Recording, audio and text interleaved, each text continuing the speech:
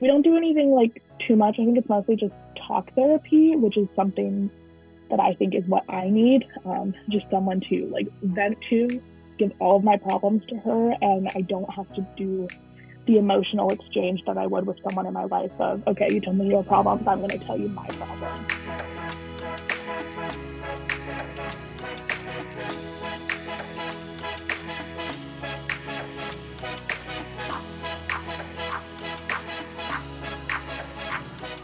Hello, and welcome back to You Need a Counselor podcast. My name is Dr. Julie Johnson. I'm the president and founder here at Heart and Solutions.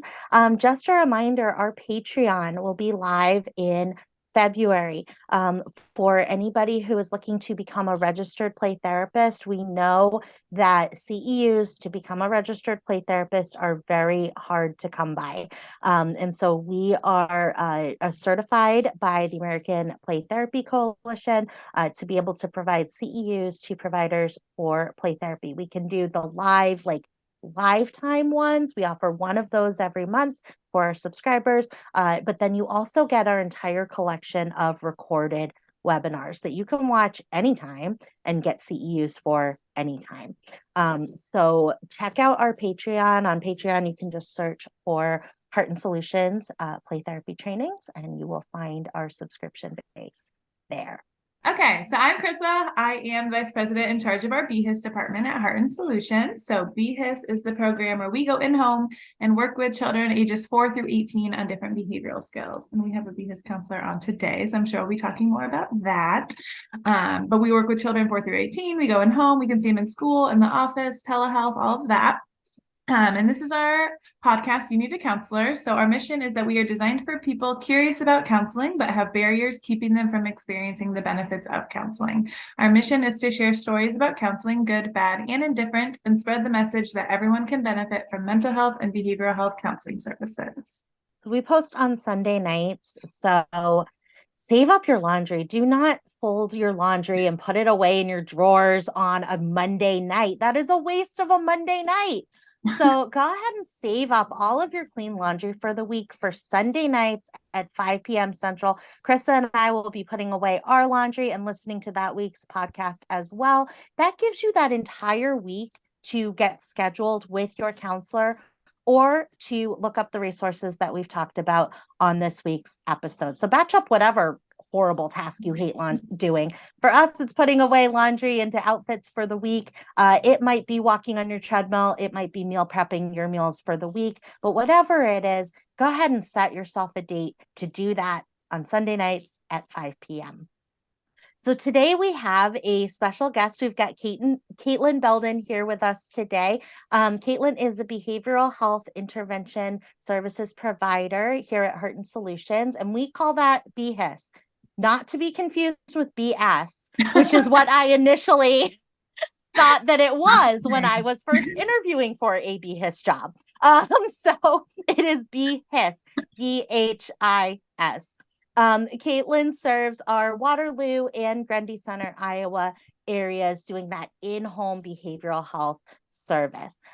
So welcome, Caitlin. Thank you so much for being here today. Thank you for having me. Like Julie said, my name is Caitlin and I'm a BHIS provider. I've been with the company for almost a year. It'll be a year next month. That's really exciting. This is my first, I like to call big kid job. It's something that's not retail. So it's been an exciting time and I've really liked it so far. Awesome. I know it's crazy. It's already been almost a year. February. Okay, so for people who have no idea what BHIS is, can you start by giving us a little background on what you do as a BHIS counselor? It really changes day to day, I feel. But, I go into the homes and I work with kids who have identified behavioral problems that can range from like ADHD, autism. I've had some like ODD, oppositional defiant disorder, anxiety, depression, just something that's been recognized that, they want to work on it. They want to work on themselves. We do a lot of activities, a lot of games to help build those coping skills. I'm particularly ruthless. I don't let kids win. I know a lot of people will give that leeway and they're like, oh, like, let them win. They're trying their best. But I think that losing can help them in a lot more ways than letting them win can. They can learn how to work through that anger and frustration at not being immediately successful all of the time. And then sometimes I just talk with my kids. It kind of depends on what they're feeling that day, what their mood is. No really like one certain way to do it. Yeah, I love that you don't let the kids win. I never let kids win when I was doing BHIS. I don't let my daughter win when we play cards because not real life. Yeah, that's not real life. And our role when we are doing skills as a BHIS provider is it's not to control a child's external situation. I can't control whether that child wins or doesn't win in the bigger picture of life, right? I can't control who their parents are. I can't control who their teacher is. I can't control how their siblings react to them and interact with them. I can't control any of that external stuff. But what I can do is work with them on how they process those things, what behaviors they then do with those inevitable frustrations, disappointments, losses, fears that come out of things not going the way that we want to. So I love that because it focuses on that internal processing as opposed to trying to control anything in their external world, which even as adults, we can't do it. We can't control anything out there, right? For ourselves, we can only control how we process it and what we do with it. So what kinds of games are you systematically beating children at? It's chance. It's not something I can control, which, goes into the control thing. But one of my favorites is life because a lot of the times the kids will get focused on where they're at in the board. Like you might be like miles ahead of them and they're like, oh my God, I'm going to lose. Like, I don't want to play this anymore. But it really just matters at the end when you count up how much money you have, who wins. So that's a good one to help them like continue working on something if they don't feel like they're going to be successful. And I usually win that one. Like that one, like you can't fully control if you're going to win or not. It's like what job you get and like thinking about what'll give you more money, not just getting further on the board. I do a lot of card games, and especially with my younger kids, they're not so good at keeping their cards hidden. So a lot of the times I know what they have, which I don't like immediately, take that away from them and make them lose, but I'll sometimes use it to my advantage a little bit. Because that's real life. Yeah. That is real life. If we're playing cards in real life, we got to keep our cards to ourselves a little bit, right? Absolutely. And it's also it's a great dynamic for talking about trust and building trust, right? There are certain people that we can't, like my 6-year-old can play a hand of Go Fish or Uno with an open hand, right? Where we see it because her dad and I, like we want her to learn the game. And so she can trust that we're not going to use that. At the same time, I need her to know that like when you're playing with your friends, you can't do that. Right? Because you don't have that agreement with them. There isn't that trust in the agreement made. And so talking through those things is such a benefit that, we outside of BHIS, we wouldn't always think about when it comes to a card game. Yeah. What are some, other than games then? I know you mentioned you have a lot of clients who have like oppositional defiant disorder. So a lot of those like defiant behaviors. What are some activities that you do in session to work with kids on those type of behaviors? Those ones, a lot of the times will have kind of strained relationships with family members or parents because, they have those behaviors and the family doesn't know how to work through them and handle them. So I try to do a lot to include those family interactions. Like right now I have one in particular that I don't know if he has ODD or not, but he's got that strained relationship. So I had like the whole family do a game of Uno together and it it went really well. Like him and his brother, especially, they fight a lot. And I don't remember who won, but it was one of them that won the first time, and both of them were fine. So like having that comfortable environment where they can interact and work together without, wanting or needing to fight. Yeah, it's one of the best things about BHIS when it comes to, a lot of times people don't understand the difference between therapy, mental health therapy for a child, and behavioral health intervention services, BHIS, for a child. And one of the differences is that BHIS is in the home. We are in the home and the family's there, like they live there, right? So the brothers and sisters and dogs and cats and, everything, that if the TV is always on in the living room, that's what's happening when we're doing the skills. And so, you can take a fish out of water, right? And they behave differently out of water than they do in the water. And so if I'm working with a fish, I want to work with them in the water because that's right. That's their natural habitat. That's what they are. That's how they're going to behave in that natural habitat. And so being able to incorporate the family into those sessions is so beautiful, because you could work with that child individually for years and talk about ways to do problem solving or conflict resolution with brother, right? And all of these things. But then once you see that in real time, happening in real time, you go, oh, I see what skills are missing on their side and also on the sibling side, right? These are the skills now that we're going to work on specifically.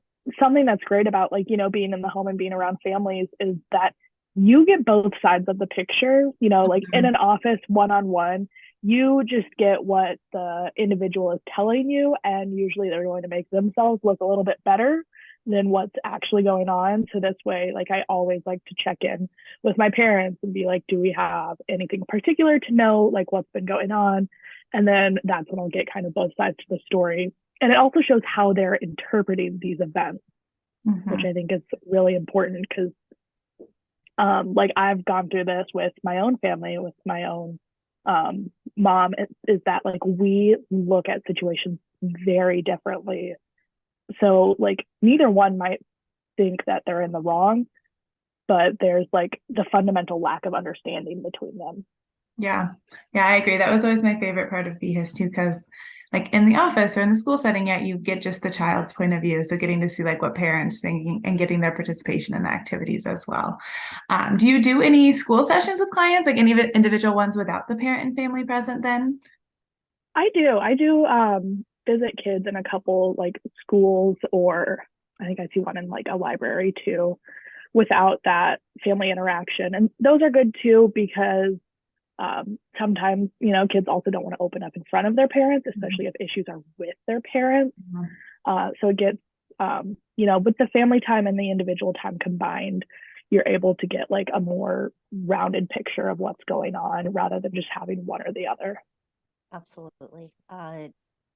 BHIS typically will, the insurance company will typically allow for about an hour of individual time and an hour of family time per week. So I love what you're identifying. You can get all the different perspectives. It's like a kaleidoscope on this one incident of they would not eat their broccoli and ended up locking themselves in their room for an hour, because of it, or for the rest of the evening because of it, because the dynamic there, when we hear that, we go, well, there are 5 people in that family. There are 5 different point of views of what happened in there. And with 5 people in a family, how many different combinations is that? It's 25 or 30, maybe, different combinations between different family members and the relationships between those different family members.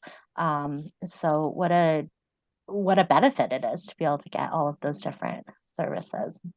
When did you decide that you wanted to work with people or work with children? When did you decide that you wanted to be in this family services, psychology, mental health field? I think I've kind of always wanted to work with kids. Growing up, my mom had an in-home daycare, and I think that was my original plan, like way back when, when I was a kid, and I didn't have to think about life and money and things. I was like, I just want to hang out with kids all day. I never thought teaching, because I can't teach. Like, that's something I know about myself. If you don't understand it the way I understand it, I can't help you. So I never thought the teaching route. But like, I've always enjoyed being around kids. I babysat as much as possible. My mom knows that if we're at an event and I'm like emotionally drained, I'm ready to go, if she finds someone with a baby, she can hand it to me and I will stay. Like, I will sit content for hours holding this baby. But it wasn't until I think the summer before my senior year of high school that I really started thinking about what I wanted to do. Because like for a little bit I wanted to do photography, and then I took a photography class and I'm like, this is way more computers than I want to know. And so my mom just kind of started throwing things at me. Like, I think one that I considered for a little bit was a certified life specialist, which is someone who goes into like hospitals and helps explain to like kids and families what's going on, without all of the doctor terminology. And then she talked to me about an art therapist that my brother had when he was younger, and what she did and those interactions. So that was my plan going into college. I was going to be a psychology major with a studio art minor, and then I took a day of an art class and had just way too much anxiety with that. So I dropped it, and then learned more about play therapy and what that's like, and kind of changed my plan to focus on that, and then majored in psychology as well as family services with a minor in mental health, and went through that path. And I think eventually the plan is grad school so I can become a certified play therapist. But right now, I think that this is a really great in-between opportunity, or even during grad school opportunity, where I'm still getting that experience. It's very, very similar to play therapy. You're doing those activities and games, and you're learning with the kids. And I think it's a really great opportunity to, kind of get accustomed to that.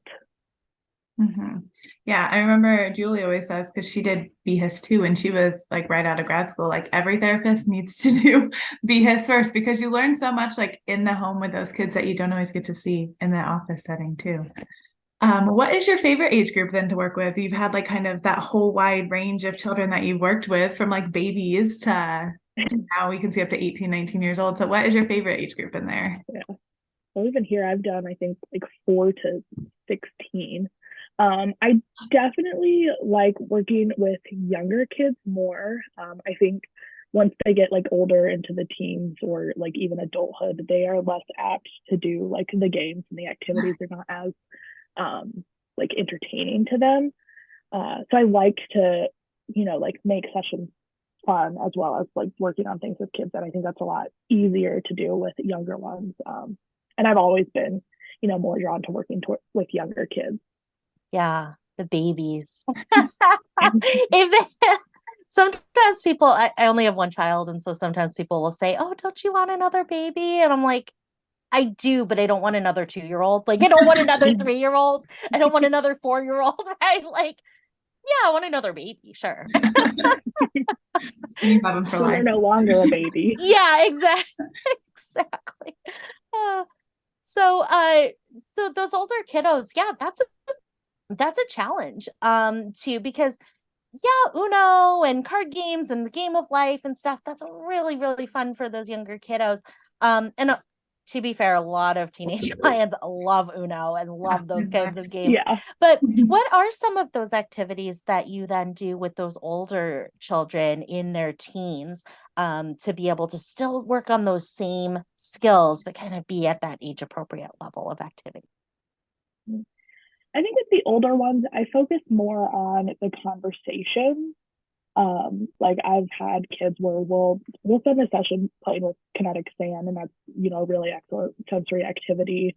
And just, talk the whole time. And I think the biggest part of that is knowing the questions to ask. And once you work with them for a while, you build that rapport, what areas they might be trying to hide or what you need to focus on. So it's a lot more conversation based, at least in my experience with those older kids, with something to help fill the time. Mm-hmm. Yeah, it's funny. One of our providers last night texted me and was like, "Oh my gosh, I'm going into a session and it's a teenage boy and he doesn't talk. What do I do?" So I mean, we talked about like, I mean, even kids like he could be playing a video game and teaching you how to play it or showing you how it's done and practicing those skills of like his communication and teaching you a skill, even though he doesn't want to talk to you specifically. Because yeah, they definitely can be the trickier age group. Like they don't want to do counseling or whatever. So getting them to open up with sand or video games or whatever it is. I used to play so much Wii bowling. Oh my gosh, same. Just Or like Mario so Kart. much Wii, but yes. Oh my goodness. Or Wii tennis. Uh-huh. Oh, we used to play that all the time. Yeah. So funny. Okay, good. Well, you mentioned also on your little questionnaire we have you fill out that you've had a great counseling experience and a bad counseling experience. And obviously you are a counselor as well, but we would like to hear about your counseling experiences then too. Do you want to start with telling us about your bad counseling experience? Yeah, those are our favorite. Those are our Yeah, favorites. It wasn't necessarily like awful, but I think if I wasn't someone who was like, you know, a part of the counseling world, I would have felt very discouraged to like go back to someone. But this was actually a psychiatrist that, so I had been on the same medication since I was like 14 or 15. And I got to a point a year or so ago, like it wasn't that long ago, that I realized this is not benefiting me at all. And like I'm really bad about refilling them. And so like I'd be off them for a week and I'm like, I don't feel any change. Like I don't know how much these are helping me anymore. And I've been on them for so long that they might not be. So I set up an appointment with a psychiatrist. And I'd also been like regularly in therapy. And it's really great is through my mom's insurance, which I am still on because I'm 22. We have an app called Doctors on Demand. And so like it's all virtual. You can do like therapy, you can do like meet with a psychiatrist, you can even have like medical visits to some extent. And so that's where I do my therapy, and that's where I set up an appointment with a psychiatrist. And I was like, hey, I don't think these are working. I've been on them since I was 14 or 15. And then she told me what I was on is not something that's typically prescribed to children. So that was fun thing to learn for me. And so she tried upping the dose, I think from like 20 to 30 milligrams. And I didn't really see a change with those. And when I met with her again, she, paraphrasing a bit, kind of told me that this is life. It's not going to get better. Oh my gosh. And also kind of made it feel like therapy is not beneficial and like meds are the only things that help. So I found a new psychiatrist who was a lot better and listened to me and ended up switching my meds, which is what I think I needed the most. But yeah, I think if I weren't like a part of this and know like not everyone is the right fit, I would not have gone back, at least for a very long time. Wow. I thank you for sharing this experience because it's so true. If we are on the fence about counseling, we don't really know about the field, we don't know about psychiatrists and counselors and therapists, and we're like, I don't know what I'm doing, but I feel like I need support, I feel like I need help. An experience like that, and the word that came to mind was hope. These are services that there is hope that we can continue to improve our lives. There is hope there. And the word that came to mind was hope in that scenario where it felt like hope was extinguished in that meeting. And the idea that it won't get better, it can't get better, very, very discouraging. And for somebody who's like, this is their first time experiencing this, how easy would that be to go, well, then what is the point? Why would I continue to do therapy or counseling or do medication management, right? If there's no hope. And so I love that you shared this because with your background and your knowledge of the field, you were able to go, oh, okay, that's not the right fit for me, right? Yeah. Like, but knowing that there were other providers out there that have a different way of seeing things and a way of explaining things in a different way of viewing what it is that we do, you were able to go, nope, it's not that this isn't a service for me, it's that this provider is not a provider for me. And that's such a great distinction for people listening to be able to hear and to know that if you go and you have a session like that, it's not necessarily the service, it's potentially that provider. And that hope is so important in therapy, in medication management, in any kind of service that we do in the helping profession. Hope is everything. Without hope, there's nothing left. There's no reason to continue that service. There's no reason to continue to try to improve ourselves. And so I love that you've really identified with this story the importance of that hope. Now, with the provider that you found, were you able to find more of that hope, and were they able to give you some of that hope back from that discouraging situation? Yeah, I did. And she was like a lot more in depth with me. Like she like asked more questions about me and, like my therapy progress, what I went through, to like help identify that need for meds and how the ones I have aren't working. And she made me feel a lot more comfortable with myself and with her throughout that process. Yeah, good. Because like Julie said too, I mean, a lot of times people who aren't in the field, like you had said too, would think that was just how a normal psychiatrist acts, and that's a normal session. So, okay, I guess therapy doesn't work and it's not the right thing for me. So that was great that you were able to then find somebody who did do what a correct psychiatrist should do in that situation and go over your meds as well. So you've been in therapy then for a while. So you're previously in therapy before that also. Can you talk to us about that experience? So mine has been like kind of off and on. I first got into like therapy counseling when I was 14 or 15. I saw like a therapist that I saw at school, which was, nice. It's already part of my daily routine. And then I had kind of what was similar to a BHIS provider. I don't know her technical title, but, she's kind of like BHIS, like peer mentor type person who came to my house either every week or every other week. And I got along great with her. But I started because I was having a lot of issues with my relationship with my mom. So I was like a freshman or sophomore, and at the time my older brother was a junior or senior. And, he was about to graduate, he was about to move out. And so my mom, kind of increased her attention on him. And he was doing a lot. He was a state swimmer, and that was like a really big thing because most of us hadn't really done anything like that. But to me, it like felt that she didn't care as much about me as she did him. And so that's why we started, and it was very emotional for both of us. Like that's when she like going through, those initial questionnaires, that's when she found out that at that time I was suicidal.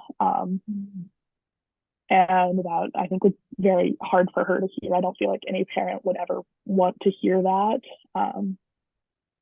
But we worked through that, and then he graduated and I was the oldest, so I got that attention kind of back on me.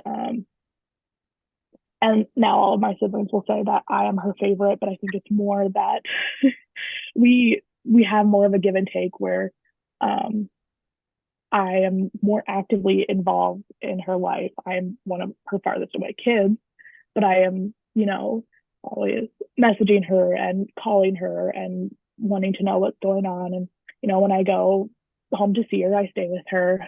And so they will say that I'm the favorite, but it's really, I see her maybe once a month. So yeah, we're going to go out to dinner. We're going to maybe go shopping, but I lost my train of thought. I don't know where I was going with that, but that's why we started initially. And I did that for a little bit. And then I think both of my providers either left their jobs or something happened with insurance.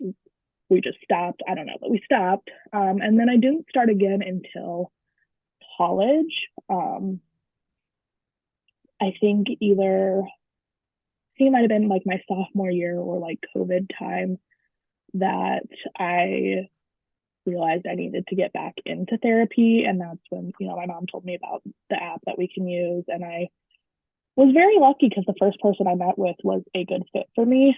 A lot of times that's not going to happen with therapy. You need like someone whose personality you can work with, which is something that's also been tough for me as a provider to not like think too much when I have clients like want to switch or discharge, that knowing that it might not have been anything I did. It was just, not the right fit. So yeah, I've been working with her for a couple years now. I see her this week, and it's been really nice. We don't do anything like too much. I think it's mostly just talk therapy, which is something that I think is what I need. Just someone to like vent to, give all of my problems to her, and I don't have to do the emotional exchange that I would with someone in my life of, okay, you told me your problems, I'm going to tell you my problems. Mm-hmm. I love that description of therapy. It is a one-way container, right? I love the imagery that you brought to mind when you talked about, I can go there and I can give her things. I can give them to her. I can keep them in my therapy session. And I think that, that container concept in therapy, it felt a little bit more tangible, like when everybody was driving to an office and it was like, okay, this office is where I keep things. And now that a lot more people are going to virtual counseling, it's like, no, the time with that person is now the container. It's not the office anymore as the container. It's really that person, which again, I think really highlights a lot of what you've been talking about in terms of the importance of the relationship. Because you do BHIS in schools. I used to do BHIS in school. I used to do therapy in schools. And sometimes I'd be doing BHIS in the art closet, or sometimes I'd be doing therapy in the nurse's office, and we'd be like on little cots in there, right? And it always had to tell myself and remember that it's not that the session is not the location. The session is like my office is not the safe space. I'm the safe space. And the relationship is now the place where I can put those things that are heavy and that I can't be carrying around with me, or I don't have time to process in my week to week, day to day life, but I can store them there. And I know that I can unpack them there in my own time. So I love this imagery that you've given of, this is the place I go. And then also that you don't have the pressures of that back and forth. It's just a forth. There's no back. And that one-sided relationship, we don't get many of those in our lives. Even when you go to the doctor, there's like an expectation, and we probably I put it on myself, right? But even when I go to the doctor, like for my daughter's appointment or for my own appointment, right? I feel like the nurse is in there. She'll open it up with, "Oh, how's your weekend? Oh, good. How's yours?" Right? And I feel like I have to make small talk even in those situations. Or if I never get my nails done, as you can see, but like over Christmas, my mom took my daughter to get her nails done, right? And that's a very, and again, maybe we put the pressure on ourselves. Maybe we could just sit there like this, right, while we're getting our nails done or whatever it is, right? But there's that social expectation of give and take, right? I remember when I was in fourth grade, I realized that I'm supposed to ask people how they are when they ask me how I am. Because until fourth grade, I'd just be like, good. Like, oh wait, I'm supposed to ask you how you are. Right? There's that give and take thing that we learn as kids that, oh, that's what we're supposed to do. In therapy, we don't have to do that. We're doing all the giving, and they take that. We don't have to take any of their stuff in. the way that we do in normal situations. And I think that's such a beautiful way to describe therapy. Now, tell me about art therapy and art, because I know your interest is in art, even though you tried the art class and maybe that part wasn't for you, right? But you're very creative. And so, how does that artistic side of you come into your therapy session or into your BHIS sessions that you're doing with children? And then also, how do you see that coming into your therapy sessions as you become a therapist after you get your degree? I think what drew me to art therapy was like the untraditional way of learning about people. Like even in my classes in school, like we would see pictures of like drawings that children made and what that says about the kid. Like, if you're drawing your family and you're all like really close together and your dad's all the way over there, like that's telling me there's something going on where we have problems with dad. We don't trust him. We're not comfortable. Like something's happening that the kid might not have the words to tell you that. They might not know how to process that and recognize that's an issue, but you are able to see that.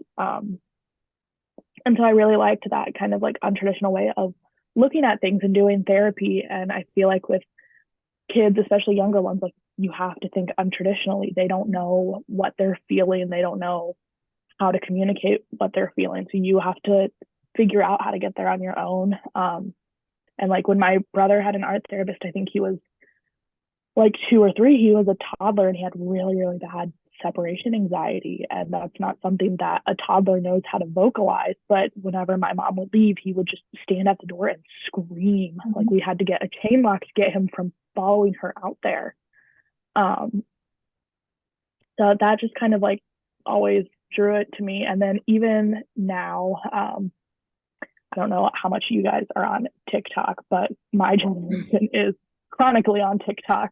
And that I think has helped like open up the dialogue about mental health and mental health awareness, as well as a lot of the gentle parenting aspect where you are solely focused on your child's emotional well-being and how to work with them rather than, oh, your child's misbehaving, we're going to punish them and it's going to be all better. And that has, I think, helped strengthen me wanting to work with kids. And I've like taken some of those aspects and put it into my sessions with my younger kids of like taking the time to stop and address the action, figure out what need they're trying to fulfill with like throwing something on the floor or dumping something out. Because it's not just because they want to. It's, I really liked the visuals of something spilling. Okay, let's find something that, is safe and we're able to use that we can dump out and refill and do it all again. And so I've just really liked that aspect of, the untraditional and the finding new ways to work with people that we didn't originally think of. And then I think, going forward into therapy and going through, that grad school process, I'll have a better knowledge of learning how to figure out also the root cause of why something is happening. Like if they have trauma, if they have any number of disorders, like if it's not, an entirely genetic disorder and it's partially environmental, like what's happening that we can fix or we can address to work through that. And that's something that BHIS lacks just because, we don't have the education for that. That's not something we're capable of doing. And I also think that's kind of hard on parents or families that we don't get into that, but that is something that's for therapy. That's not what we do. Yeah. And I think having that education will help me further in that. Yeah. I love TikTok. There's so many things on there. So, and yeah, you're right. There is a lot on there too with like parenting and like advice that like wasn't as easily accessible prior as well. At the end there, you kind of talked about like how with BHIS, like we don't have the education and training to diagnose. What are then some of the positives of BHIS and like the difference between the two and like why would it be beneficial for people who have children who have behaviors to do both services? I think that it'd be beneficial, I think, for, a lot of kids to have both, because, you know, the therapy is going to get into the why, like, why is this happening? What, you know, traumatic event happened? What a part of your upbringing led you to this? And then, you know, they're going to help you work through that. But then BHIS is going to give you the ways, like, in the moment, if we're going to have like an emotional outburst, if we're having impulse control issues, how we can, in those times, like, work through that and try and, you know, avoid or lessen those situations that, you know, each one, you only have so much time in a day, in a week to do it, that the combination of both is where you might potentially be the most successful. Mm-hmm. Absolutely. Yeah. BHIS is the how, and therapy is the why. And therapy is from what, here up? And BHIS is from like here down, right? Eye rolling and and what we say and what we do with our hands and what we do with our feet, right? All that behavioral stuff is BHIS. What are we doing? And therapy is, okay, what am I feeling and why am I feeling that, right? Not necessarily what do I do when I feel that. So great description of the two. And like you said, therapy and BHIS, they go together so well. And there are so many benefits to doing both at the same time, because they do serve two very different functions, which is great. Wonderful. So Caitlin, if you could give one suggestion to somebody who might be on the fence about starting counseling, therapy, or BHIS, or both, what suggestion might you give that person? Kind of like we've talked about, you know, with my own experiences, is don't get discouraged if you try and it doesn't go well, because there are so many different types of therapy. There are so many therapists and counselors out there that the odds that you find a good fit or something that's beneficial on the first time might not be that high, but it really takes, you know, kind of like sampling frozen yogurt. You got to try a little bit of each to figure out what fits, what you like. Mm-hmm. I love that. Yep.